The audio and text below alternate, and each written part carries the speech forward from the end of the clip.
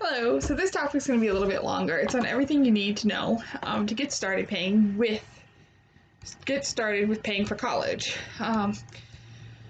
First, remember to be mindful of the ways to fund for college as early as during the application process. Practice good financial habits during school and repayment to reduce your debt in the long run. If college is in your future or in your past, you understand how expensive it can be. Financing your education involves decisions that can affect your entire future. Luckily, we have the information and the resources to guide you. With the rising cost of college tuition and increasing problem of student loan debt, you may find some anxiety about paying for college. I know I did. Um, but don't let a school sticker price scare you away from getting a higher education altogether, like I did for many, many years. There are many colleges and universities that offer educational programs at a wide range of price points and many forms of financial aid available to help cover the cost of a college education, whatever forms it takes.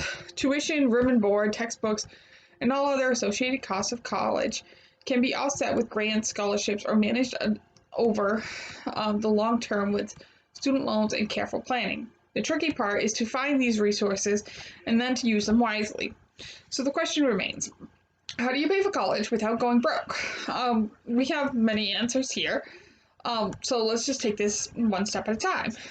First, before you applying for colleges is a beast of its own, and will let your counselors and your good personal judgment guide you vocationally, geographically, academically, etc. But while you're doing so, start thinking about cost. Each college application can cost around $50 or $100, and they are a time investment as well. So while it makes sense to apply to many schools to improve your chances of getting in, don't apply to so many that you spend a small fortune and spread yourself too thin. Choose enough to offer a range of options academically and financially. Because just as you want flexibility of choice in where you're accepted, you also want options based on cost and financial awards. That's one reason I want to go to Huston afterwards, is because if I already have my associate's degree, I could possibly use that to get more funding for my bachelor's there. Okay. Award letters. Most colleges mail out their award letters in late spring. These will factor greatly into your decision of where to attend college. The award letter details the financial aid package a school can offer and may include grants, scholarships, federal student loans, or work-study opportunities. With the award letter in hand, you'll have a better idea of how much money you or your parents will need to supplement grants and scholarships. Before you even start thinking about accepting award letters, taking out massive loans to pay for college, you should look into free sources of financial aid, namely grants and scholarships. Some grants are available from the Department of Education and will make up a significant part of most student financial aid packages. But this doesn't mean you should rest on your hands and let typical financial aid process dictate how you pay for college. In fact, searching for free money for college is one area where you can take the initiative, get creative, and go a little crazy. So I use, at Eastern Maine Community College, they just started using iGrad to look for scholarships and stuff, which I might actually do a video on at a later point on how to use that. Anyway, so what do they mean by going a little crazy? Well, consider the following scholarship. There's an American Fire Sprinkler Association scholarship program, Make Me Laugh scholarship contest, Flavor of the Month, based on, yes, you guessed it, ice cream, Zombie Apocalypse scholarship, Starfleet Academy scholarship, and the list goes on and on. And these are just a few of the many reasons different clubs and groups have found to dish out award money.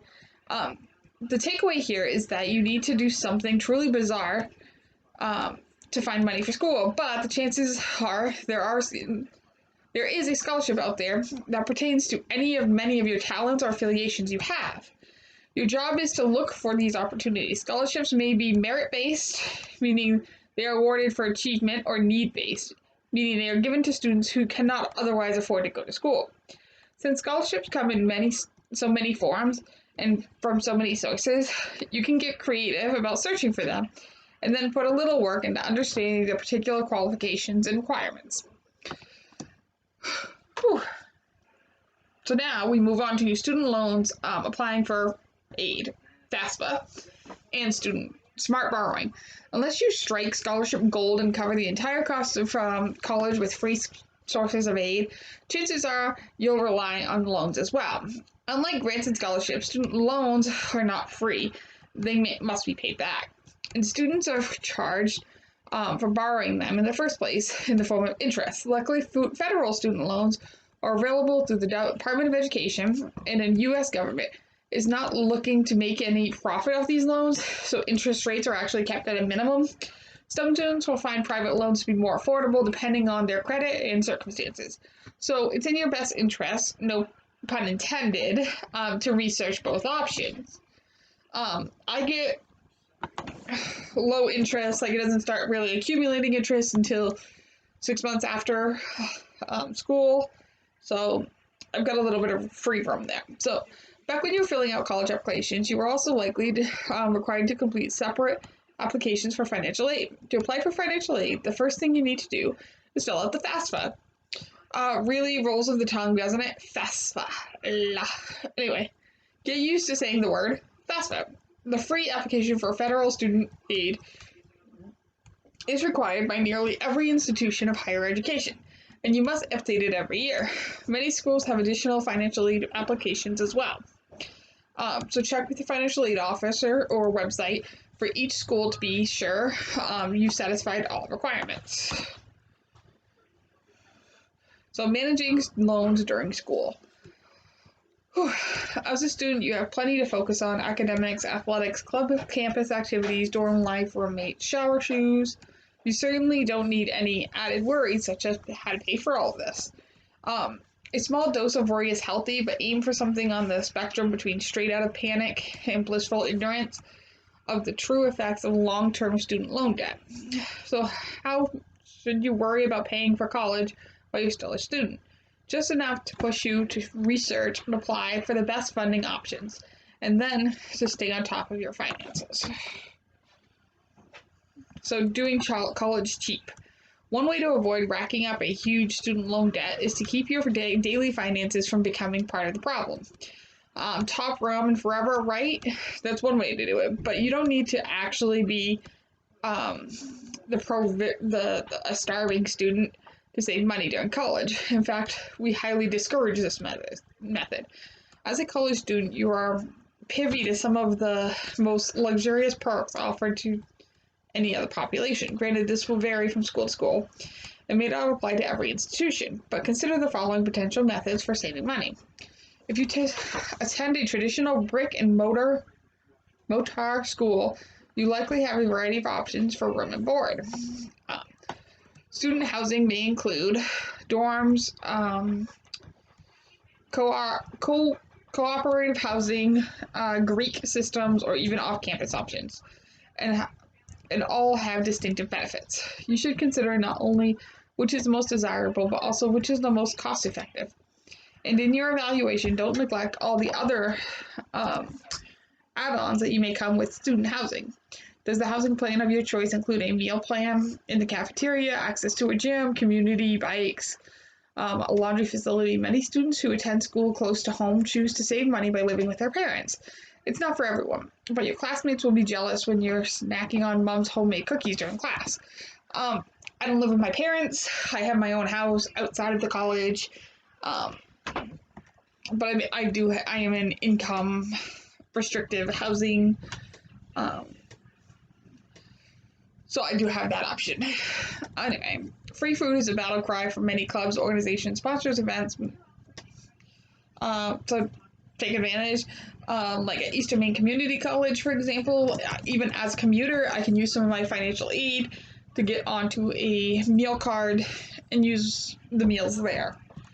So does your school offer a discounted health plan? Many colleges have excellent relationships with insurance companies who are incentivized to offer you great rates on insurance. Lastly, the very fact that you are a student is rewarded off campus as well. Flash that student identification card for discounts at restaurants, the theater, gym membership, airlines, retail stores, software purchases, and more. So it's the perfect timing to start planning. The ironic truth is that at this stage in the game, even though you may not have much experience with student loans or financial budget big ticket items, in many ways, you are in the best position to make wise choices about paying for college. First, as a student, you have access to excellent resources, the financial aid office at your school employs financial aid professionals and counselors who will spend time working with you and your unique situation. The financial aid office was also updated information on federal loans and interest rates, contact information for your lenders, as well as access to a wealth of scholarships and contests and other private source funding. Second, if you make payments towards your education while you are still a student, you can combat the negative effects of compound interest and keep your debt from ballooning later on. Lastly, if you're a traditional younger student, you probably have less debt burden and a greater freedom with your finances now that you will later in life when you have a family, car payments, a mortgage, and or any other expensive. Most of the college students I know are actually still have a car payment. It's kind of hard to get around really without a car. I've had to take the bus before, especially the big or bat bus here. It is a little bit of a hassle. So, how can you make payments during school? In the meantime, you can cut the cost of education while you're still in school by picking up a part-time job or paid internship. Now, if you're pursuing a rigorous degree or heavily involved in campus activities, athletics, or some other time and energy-consuming pursuits, taking on a part-time job may be asking too much. It's up to you to assess what kind of workload you can handle. You may also decide that your free time is more valuable than the money a part-time job can offer. The important thing is to recognize that by making payments on your student loans early, you will greatly reduce the overall amount you owe by countering the effects of compound interest. Many students opt to focus on academics full-time with the understanding that there will be a trade-off or greater debt in the long run. But will you study all summer too? With summers off, you have 3 full months to make extra money that can be used to pay for school expenses. You can even be able to double your efforts by earning college credits and work experience at the same time. So, repayment after graduation. Congratulations, and now it's time to think about repaying those loans. Deferment and forbearance. Oh, you're not ready yet? That's okay. Most loan services offer a grace period after a student graduates before the responsibility of making payments kicks in. Depending on the source of loans, your grace periods will vary, but most federal loans allow between 6 months and a year before they demand payment. Like I know mine is 6 months. If you are unable to afford payments after the grace period is over, you can look into deferment or forbearance. Deferment happens automatically in many cases for predetermined events such as continuation on to graduate school. Forbearance allows in instances of financial hardship and is a more severe solution to postponing student loan payments. Repaying student loans. There is no cookie-cutter version of what loan repayment might look like, and this is a good thing.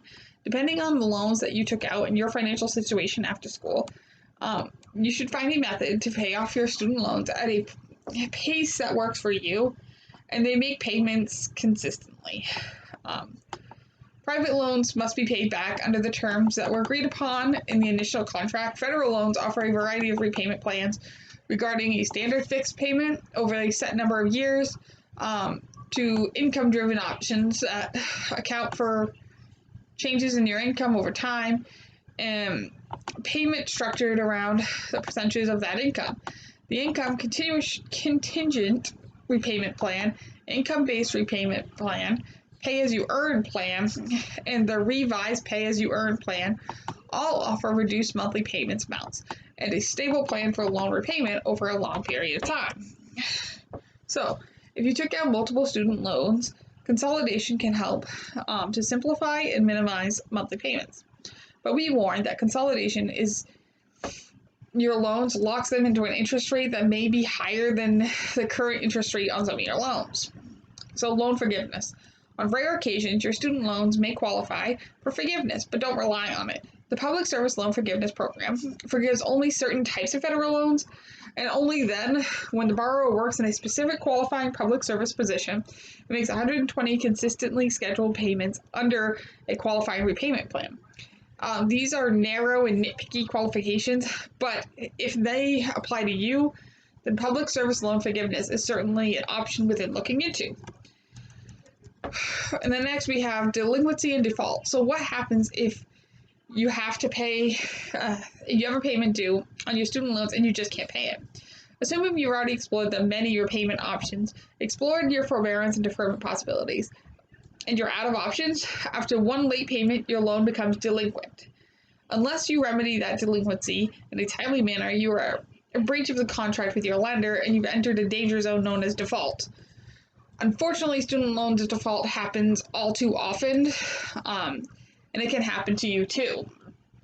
With careful planning and financial management, we hope you can avoid default, but in case you find yourself there, the entire balance of your student loan payment becomes due immediately, and you will lose any further